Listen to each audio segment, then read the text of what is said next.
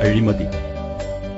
മനുഷ്യരുടെ ക്ഷേമത്തിനായി ഉപയോഗിക്കുവാൻ നീക്കിവെക്കുന്ന വൻ തുകകൾ ഉന്നതന്മാർ മുതൽ താഴേക്കിടയിലുള്ളവർ വരെ നിരന്തരമായി തട്ടിയെടുക്കുന്നു. കോടികളുടെ അഴിമതിയുടെയും കുംഭകോണങ്ങളുടെയും കഥകളാണ് നാം ദിനേന കേട്ടുകൊണ്ടിരിക്കുന്നത്. ഫിനോഫ്തലിൻ വിതറിയ നോട്ടുകളിലൂടെ ഇടനിലക്കാരും താഴേക്കിടക്കാരും മാത്രമാണ് കുടുങ്ങുക. വൻകിടക്കാരെ പിടികൂടാൻ നമുക്ക് സംവിധാനങ്ങളുണ്ടെങ്കിലും ഉത്തരവാദപ്പെട്ടവർ കണ്ണടയ്ക്കുകയാണ് ചെയ്യുന്നത്. അഴിമതിയുടെയും കെടുകാര്യസ്ഥതയുടെയും കൂത്തരങ്ങായി നമ്മുടെ രാഷ്ട്രീയക്കാരും ഭരണകർത്താക്കളും മാറുമ്പോൾ അഴിമതികൾക്കെതിരെയുള്ള ബോർഡുകൾക്ക് എന്തുവില? സാധാരണ നടക്കുന്ന അഴിമതിയുടെ ഒരു ഉദാഹരണമാണ് മോഡലായി ഇവിടെ കൊടുത്തിരിക്കുന്നത്.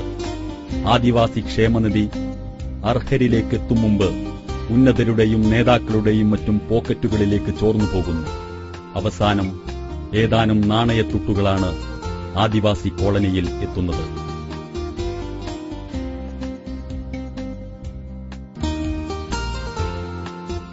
അഴിമതിമുക്തമായ ഒരു രാഷ്ട്രമായി നമ്മുടെ നാടിനെ മാറ്റിയെടുക്കാൻ നന്മയുടെ വക്താക്കൾ പരിശ്രമിക്കേണ്ടതുണ്ട്.